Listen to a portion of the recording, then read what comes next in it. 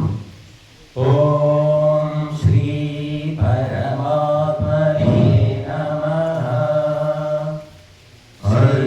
श्री विष्णु सहस्रनाम स्तोत्रम्। हरि ओम। पूर्वपीठिका शुक्लांबरधरं विष्णुं शशिवर्णं चतुर्भुजं प्रसन्नवदनं ध्यायेत् सर्वविघ्नोपशान्तये। व्यासं वसिष्ठनप्तारं शक्तेः पौत्रमकल्मषं पराशरात्मजं वन्दे शुकतातं तपोनिधिं। व्यासाय विष्णुरूपाय व्यासरूपाय विष्णवे नमो वै ब्रह्मनिधये वासिष्ठाय नमो नमः। अविकाराय शुद्धाय नित्याय परमात्मने सदैकरूपरूपाय विष्णवे सर्वजिष्णवे। यस्य स्मरणमात्रेण जन्म संसारबन्धनात् विमुच्यते नमस्तस्मै विष्णवे प्रभविष्णवे। नमः समस्तभूतानां आदिभूताय भूभृते अनेकरूपरूपाय विष्णवे प्रभविष्णवे। ॐ नमो विष्णवे प्रभविष्णवे। श्रीवैशम्पायन उवाच श्रुत्वा धर्मानशेषेण पावनानि च सर्वशः युधिष्ठिरः शान्तनवं पुनरेवाभ्यभाषत। युधिष्ठिर उवाच किमेकं दैवतं लोके किं वाप्येकं परायणं सुवन्तः कं कमर्चन्तः प्राप्नुयुर्मानवः शुभं। को धर्मः सर्वधर्माणां भवतः परमो मतः किं जपन्मुच्यते जन्तुर्जन्म संसारबन्धनात्। भीष्म उवाच जगत्प्रभुं देवदेवम् अनन्तं पुरुषोत्तमं सुवन्नाम सहस्रेण पुरुषः सततोत्थितः। अचाचयन् नित्यं भक्त्या पुरुषमव्ययं ध्यायन् सुवन्नमस्यञ्च यजमानस्तमेव च। निधनं विष्णुं सर्वलोकमहेश्वरं लोकाध्यक्षं स्तुवन् नित्यं सर्वदुःखातिगो भवेत्। ब्रह्मण्यं सर्वधर्मज्ञं लोकानां कीर्तिवर्धनं लोकनाथं महद्भूतं सर्वभूतभवोद्भवम्। एष मे सर्वधर्माणां धर्मोऽधिकतमो मतः यद्भक्त्या पुण्डरीकाक्षं स्तवैरर्चेन्नरः सदा। परमं यो महत्तेजः परमं यो महत्तपः परमं यो महद्ब्रह्म परमं यः परायणं। पवित्राणां पवित्रं यो मङ्गलानां च मङ्गलं दैवतं देवतानां च भूतानां यो व्यापिता। यतः सर्वाणि भूतानि भवन्त्यादियुगागमे यस्मिन् च प्रलयं याति पुनरेव युगक्षये। तस्य लोकप्रधानस्य जगन्नाथस्य भूपते विष्णोर्नाम सहस्रं मे शृणु पापभयापहम्। यानि नामानि गौणानि विख्यातानि महात्मनः ऋषिभिः परिगीतानि तानि वक्ष्यामि भूतये। ऋषिर्नाम्नां सहस्रं वेदव्यासो महामुनिः छन्दोऽनुष्ठुप्तथा देवो भगवान् देवकीसुतः। अमृताशुर्भगो बीजं शक्तिर्देवकीनन्दनः। तेषामावृतयं तस्य शान्त्यर्थे विनियुज्यते। विष्णुं जिष्णुं महाविष्णुं प्रभविष्णुं महेश्वरम् अनेकरूपदैत्यान्तं नमामि पुरुषोत्तमम्। अस्य श्रीविष्णोर्दिव्यसहस्रनामस्तोत्रमहामन्त्रस्य श्रीवेदव्यासो भगवान् ऋषिः अनुष्टुप्छन्दः। श्रीमहाविष्णु परमात्मा श्रीमन्नारायणो देवता अमृताशुद्भवो भानुमतिबीजं देवकीनन्दनः स्रष्टेति शक्तिः उद्भवक्षोभनो देव इति परमो मन्त्रः। शङ्खपृन्नन्दकी च चक्रीति कीलकं शार्गधन्व गदाधर इत्यस्त्रं रथाङ्गपाणि रक्षोभ्य इति नेत्रं त्रिसामासामगास्यामीति कवचम् आनन्दं परब्रह्मेति योनिः कृतुः सुदर्शनकाल इति दिग्बन्धः श्रीविश्वरूप इति ध्यानं श्रीमहाविष्णुप्रीत्यर्थे सहस्रनाम जपे विनियोगः क्षीरोदन्वत्प्रदेशे शुचिमणिविलसत्सैकदेवोक्तिकानां मालाप्लुप्तासनस्तास्फटिकमणिनिभैर्मौक्तिकैमण्डिताङ्गः शुभ्रैरभ्रैरदभ्रैरुपरि विरचितैर्मुक्तपीयूषवर्षैः आनन्दीना पुनीयात् हरिनलिन गदा शङ्खपाणिर्मुकुन्दः भोः पादौ यस्य नाभिर्वयदसुरनिरश्चन्द्र सूर्यौ च नेत्रे कर्णावाशा शिरोधौ मुखमपि दानो यस्य वास्तेयमब्धिः अन्तस्तं यस्य विश्वं सुरनरकलको भोगि गन्धर्वदैत्यैः चित्रं रम्यं यतेतं त्रिभुवनवपुषं विष्णुमीशं नमामि। ॐ नमो भगवते वासुदेवाय। शान्ताकारं भुजगशयनं पद्मनाभं सुरेशं विश्वाधारं गगनसदृशं मेघवर्णं शुभांगं लक्ष्मीकान्तं कमलनयनं योगिरुद्यानगम्यं वन्दे विष्णुं भवभयहरं सर्वलोकैकनाथं मेघश्यामं पीतकौशेयवासं श्रीवत्साङ्गं कौस्तुभोद्भासिताङ्गं पुण्योपेतं पुण्डरीकायताक्षं विष्णुं वन्दे सर्वलोकैकनाथं समस्तभूतानामादिभूताय भूभृते अनेकरूपरूपाय विष्णवे प्रभविष्णवे शङ्खचक्रं सकिरीटकुण्डलं सपीतवस्त्रं सरसीरुहेक्षणं सहारवक्षस्थलशोभिकौस्तुभं नमामि विष्णुं शिरसा चतुर्भुजं छायायां पारिजातस्य हेमसिंहासनोपरि आसीनमम्बुधश्यामम् आयताक्षमलङ्कृतं चन्द्राननं चतुर्बाहुं श्रीवत्साङ्कितवक्षसं रुक्मिणी सत्यभामाभ्यां सहितं कृष्णमाश्रये। हरिः ॐ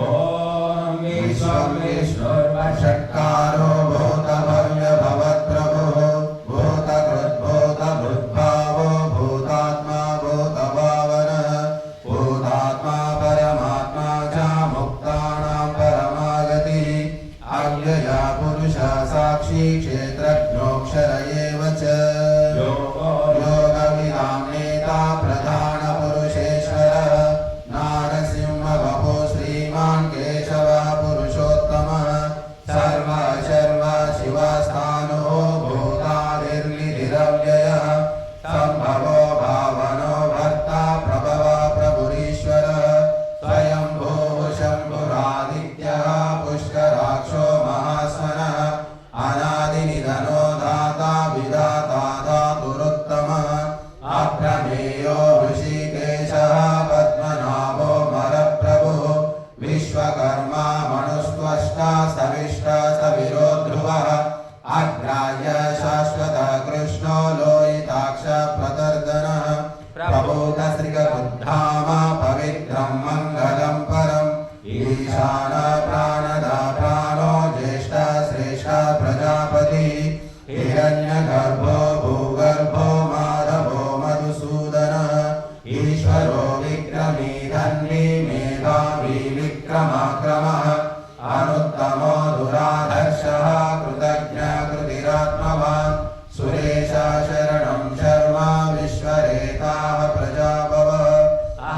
संवत्सरो व्यालः प्रत्यय सर्वदर्शनः अज सर्वेश्वरः सिद्धः सिद्धि सर्वाधिरच्युतः वृषाकपिरमेयात्मा सर्वयोगविनुस्मृतः वसुर्वसुमनाः सत्यः समात्मा संहिता समः अमोघ पुण्डरीकाक्षो वृषकर्मा वृषाकृतिः भव्युर्विश्वयोनिषु चिश्रवः अमृत शाश्वत स्थानो वरारोह महातपः सर्वविद्वानो विश्वक्सेनो जनार्दनः वेदो वेदविदं यङ्गो वेदाङ्गो वेदवित्कविः लोकाध्यक्ष सुराध्यक्षो धर्माध्यक्ष कृताकृतः चतुरात्मा चतुर्व्यूहः चतुर्द्रंश्च चतुर्भुजः राजिष्णुर्भोजनं भोक्ता सहिष्णुर्जगदादिजः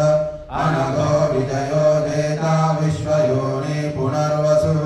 उपेन्द्रो वामनः प्रांशुः अमोघः शुचिरोर्जितः अतीन्द्रियसङ्ग्रहः सर्गो धृतात्मानि अमो यमः वेद्यो वैद्यः सदा योगी वीरः माधवो मधुः अतीन्द्रियो महामायो महोत्साहो महाबलः महाबुद्धिर्महावीर्यो महाशक्तिर्महाद्युतिः अनिर्देश्य वपो श्रीमान् अमेयात्मा महात्रिदृक् महेश्वासो महीभर्ता श्रीनिवास सतां गतिः अनिरुद्ध सुरानन्दो गोविन्दो गोविदाम्पतिः मरीचिर्धवनो हंसः सुपर्णो भुजगोत्तमः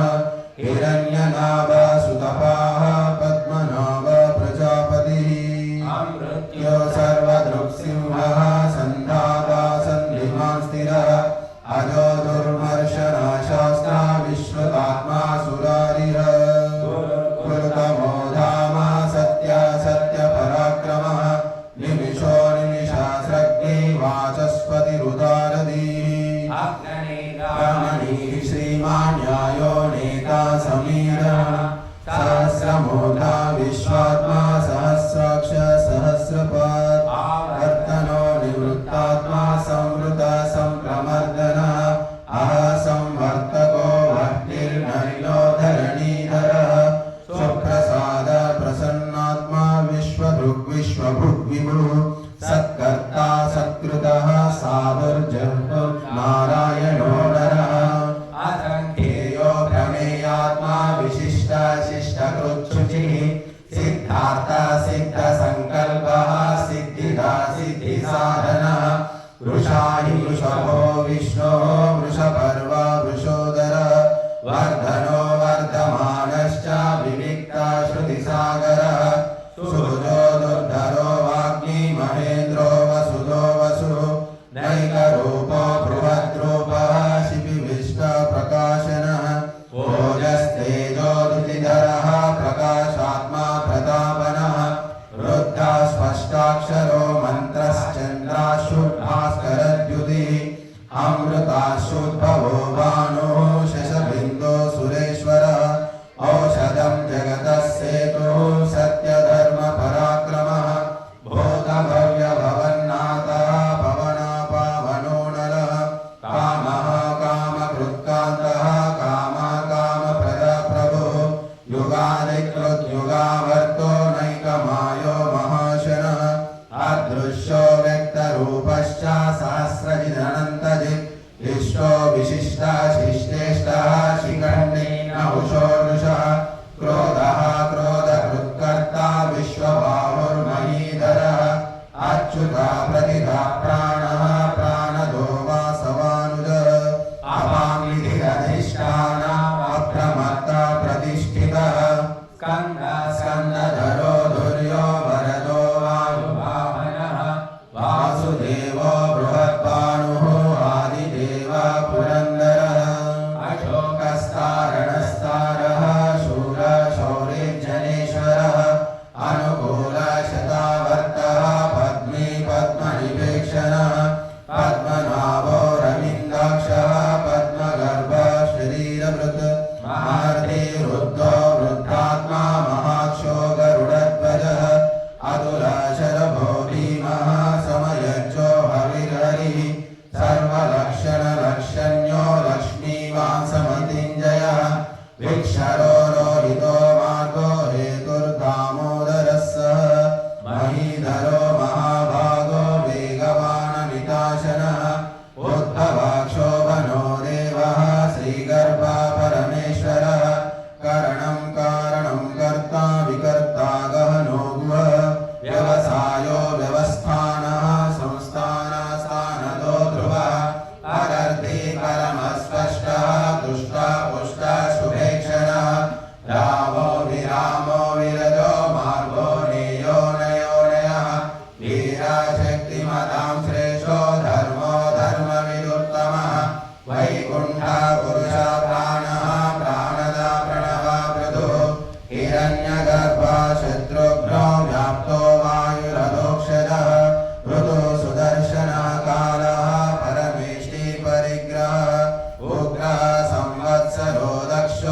विश्रामो विश्वदक्षिणः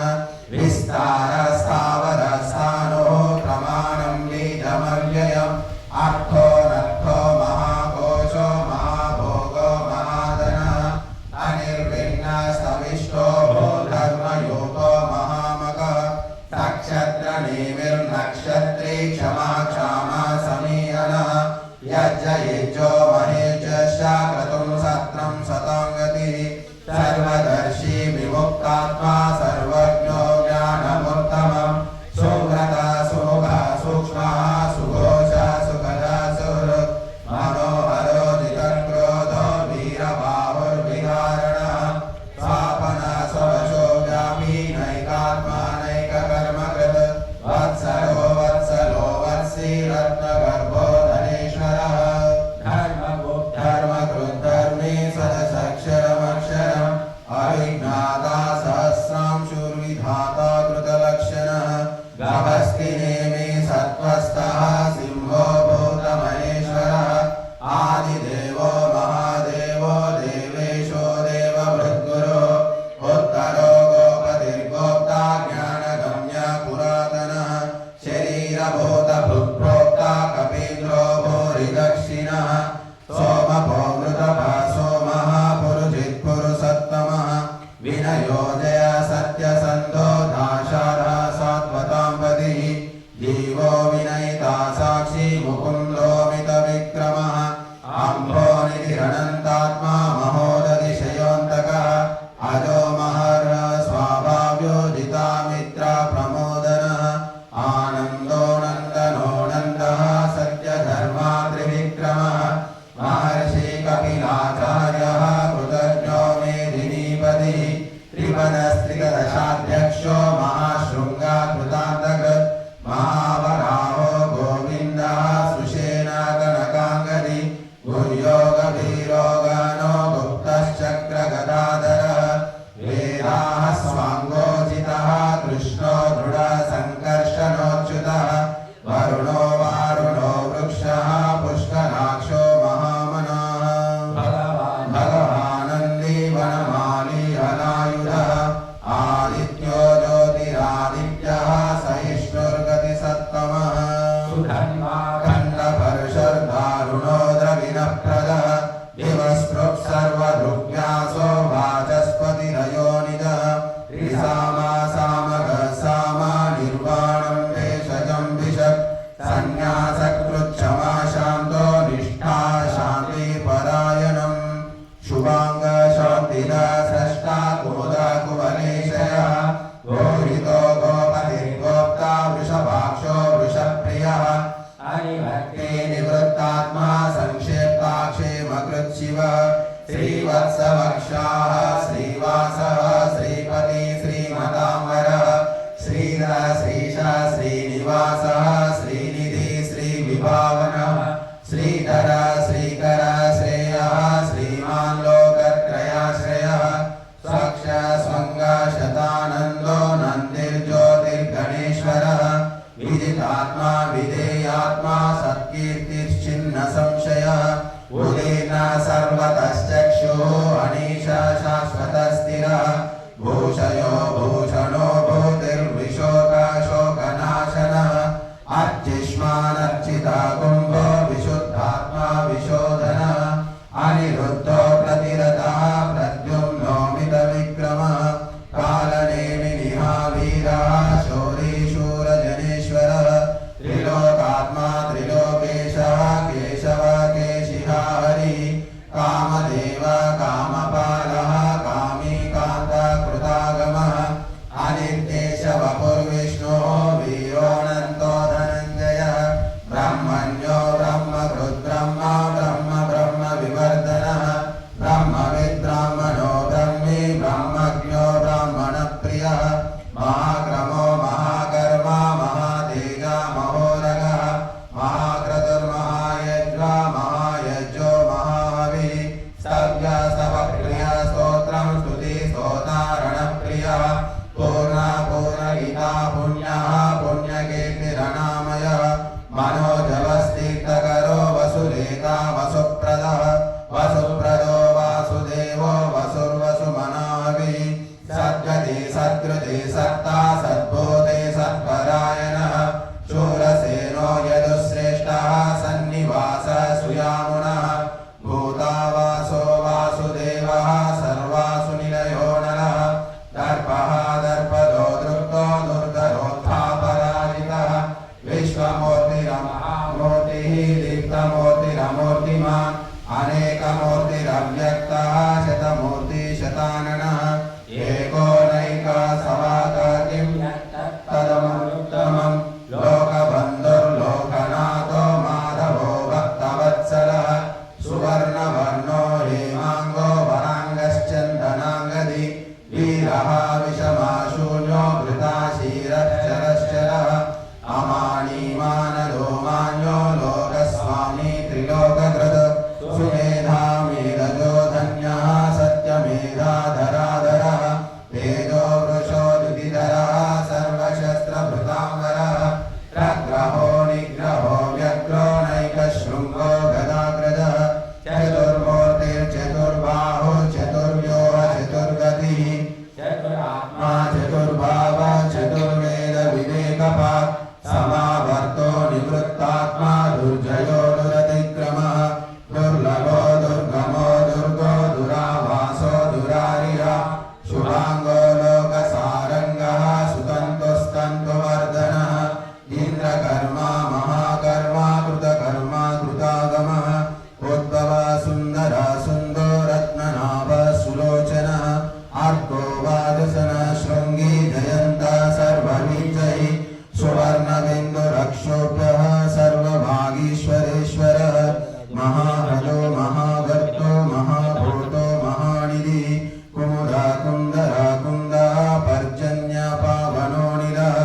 अमृताशो मृतवपुः सर्वज्ञ सर्वतोमुखः सुरदा सुव्रता सिद्धः शत्रुजिक्षत्रुतापनः न्यग्रोधो दुम्बरोश्वत्थः शानोरान्ध्रनिशोधनः सहस्राक्षि सप्तजिह्वः सप्तैदाः सप्तवाहनः अमूर्तिरणवो चिन्तो भयकृद्भयनाशनः अनुग्रहः स्थूलो गुणभृन्निर्गुणो महान् अधृतः स्वधृतः स्वास्यः प्राग्वंशो वंशवर्धनः भारभृत्कथितो योगी योगीश सर्वकामदः आश्रमश्रवणः क्षामः सुवर्णो वायुवाहनः धनुर्धरो धनुर्वेदो दण्डो दमयितादमः अपराजितः सर्वसहो नियन्ता नियमो यमः सत्त्ववान् सात्विकः सत्यः सत्यधर्मपरायणः अभिप्राय प्रियारोहः प्रियकृत्प्रीतिवर्धनः विहाय सगतिर्ज्योतिः सुरुचिर्भुतभुग्विभुः रविर्विरोचनः सूर्यः सवितारविलोचनः अनन्तो हुतभुग्भोक्ता सुखदो नैकजोग्रजः अनिर्विण्णः सदामर्षि लोकाधिष्ठानमद्भुतः सनातनः कपिरव्ययः स्वस्तिः स्वस्तिकृत् स्वस्ति स्वस्ति भुक् स्वस्ति दक्षिणः आरोद्र कुण्डली चक्री विक्रम योजितशासनः शब्दातिगा शब्दसः शिशिरा शर्वरीकरः अक्रूराभेशलो दक्षो दक्षिणाक्षमिनाम्बरः विद्वत्तमो वीतभयः पुण्यश्रवणकीर्तनः उत्तरायणो दुष्कृतिः पुण्यो दुःस्वप्ननाशनः वीरः रक्षणः सन्तो जीवनः पर्यवस्थितः अनन्तरूपोऽनन्तश्रीः जितमन्युर्भयापः चतुरस्र गभीरात्मा विदिशो व्यादिशो दिशः अनादिर्भूर्भुवो लक्ष्मीः सुवीरो रुचिराङ्गदः जननो जन्मादिर्भीमो भीमपराक्रमः आधारनिलयो धाता पुष्पहास प्रजागरः ऊर्ध्वः सर्पदाचारः प्राणदा प्रणवपणः प्रमाणं प्राणनिलयः प्राणभृत् प्राणजीवनः तत्त्वं तत्त्वविदेकात्मा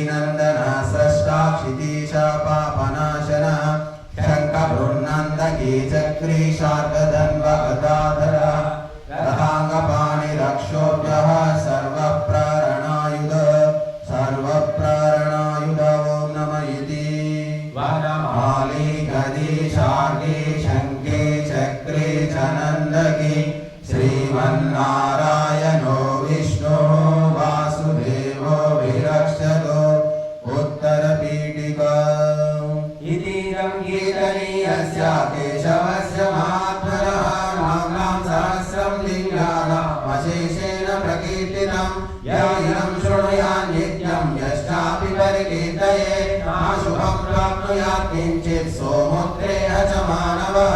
वेदान्तको ब्राह्मणस्य क्षत्रियो विजयी भवेत् वैश्यो धनसमृद्धस्य शूद्रः सुखमवाप्नुयात् धर्मार्थी प्राप्नुयात् धर्मम् अर्थार्थी च तमाप्नुयात् कामान् अवाप्नुयात् कामी प्रजार्थी प्राप्नुयात् प्रजाम् भक्तिमान् च सदोत्थाय शुचिस्तद्गतमानसः सहस्रं वासुदेवस्य नाम्नामेतत् प्रकीर्तये यशः प्राप्नोति विपुलं ज्ञाति प्राधान्यमेव च अचलां श्रियमाप्नोति श्रेयः प्राप्नोत्यनुत्तमं न भयं क्वचिदाप्नोति वीर्यं तेजस्य विन्दति भवत्यरोगो दुतिमान् फलरूपगुणान्वितः रोगार्थो मुच्यते रोगात् बद्धो मुच्येत बन्धनात् भयान् मुच्येत भीतस्तु मुच्येतापन्नापदः दुर्गान्यतितरत्याशो पुरुषः पुरुषोत्तमम् सुवर्णाम सहस्रेण नित्यं भक्तिसमन्वितः वासुदेवाश्रयो मर्त्यो वासुदेवपरायणः सर्वपापविशुद्धात्मा याति ब्रह्म सनातनं न वासुदेवभक्तानाम् अशुभं विद्यते क्वचित् जन्म मृत्युजरा व्याधि भयं नैवोपजायते